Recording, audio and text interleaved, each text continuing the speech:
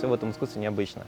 Начиная с того, что делаем, на чем делаем. Вода необычная, необычные краски, необычные инструменты, необычные техники, сам подход необычный. Человек как бы видит процесс, и он не понимает, как у него это все получается на глазах. Он понимает то, что происходит какое-то вот маленькое чудо.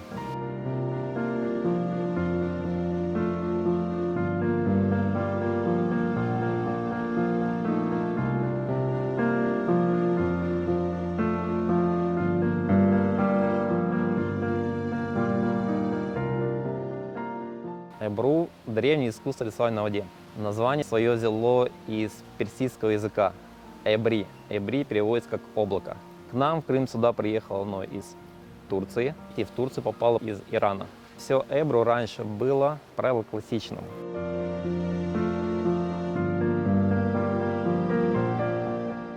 Классика, она делится на свои подвиды. Первый вид – это хафиф эбру. Хафиф эбру – это самый древний стиль эбру. Именно по этому стилю эбру это искусство получило свое название. Оно напоминает облака. Наносится оно традиционно только одним видом красок, но разными тональностями.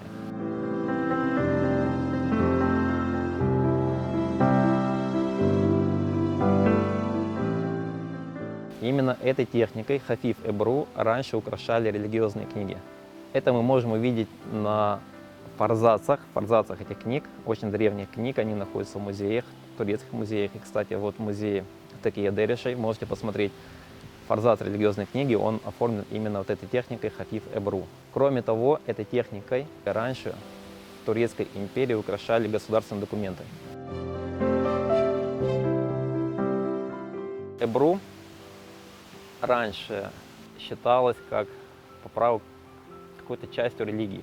Мастер – это был человек глубоко религиозный, тот, который стремился к довольству Всевышнего. И первое качество, которое он пытался определить в ученике, в подмастерье, перед тем, как взять его к себе, это его набожность.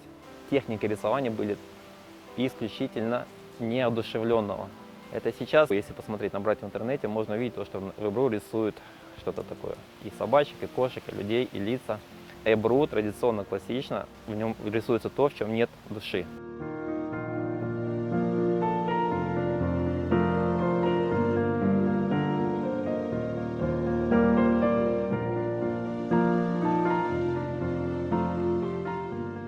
Эбру также используется как арт-терапия, как искусство, которое позволяет помочь человеку найти душевное спокойствие, умиротворение, получить осознанность. То есть научиться мыслями находиться именно здесь и сейчас. То есть это великое искусство.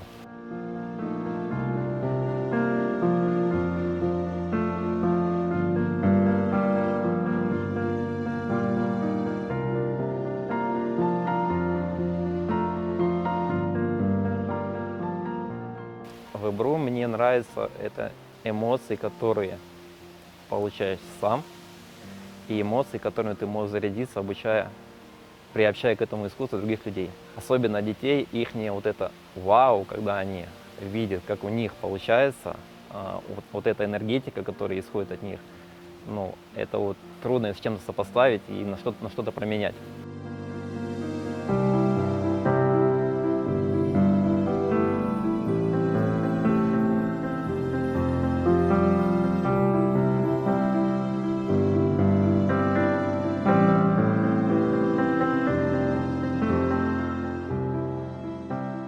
В эбру есть негласные правила.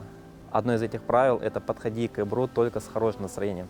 Правило другое – это то, что пойми тот факт, что бы ты ни сделал, все это является творением Всевышнего. Да, а ты являешься только как частичка какой-то причины.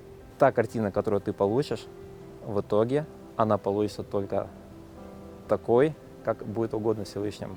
Да, и если ты это осознаешь и попросишь Господа нарисовать что-то очень красивое, у тебя это обязательно получится.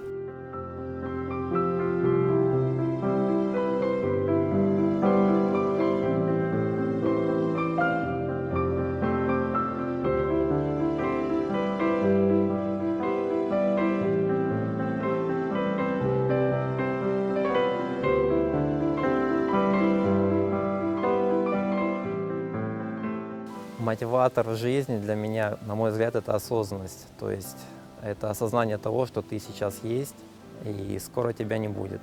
Сколько бы ты ни прожил, тебя не будет.